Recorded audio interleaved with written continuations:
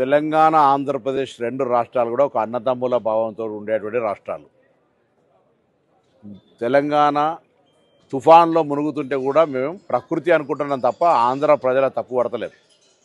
ఎక్కడో కోనసీమలో కొబ్బరి చెట్టు ఎండిపోతే ఆంధ్రలో ప్రాతినిధ్యం వహిస్తున్న ఉప ముఖ్యమంత్రి తెలంగాణ వల్ల దృష్టి జరిగిందంటే ఆయన వివేకవంతుడో అవివేకవంతుడో నాకు తెలియదు. నేను ఆ మిత్రపక్షంకు బాధ్యత వహిస్తున్న తెలంగాణ భారతీయ జనతా పార్టీ నాయకత్వం ఆయన పట్ల స్పందించాలని కోరుతా ఉన్నా.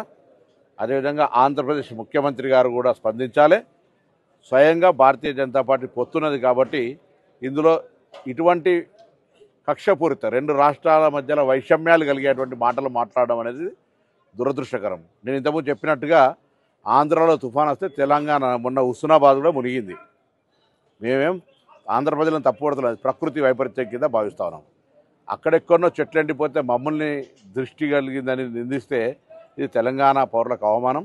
వెంటనే ఉపసంహరించుకోవాలి, క్షమాపణ కోరాలి.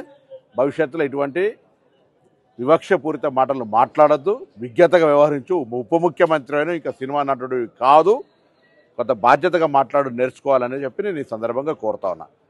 ఇవాళ తెలంగాణ ఆంధ్ర కలిసి దేశంలో ఉన్నతంగా ఎదగడానికి ప్రయత్నం జరగాలి తప్ప ఇటువంటి వైషమ్యాలను సృష్టించేటువంటి మాటలు మా నుంచి రావు, మీరు మాట్లాడద్దు.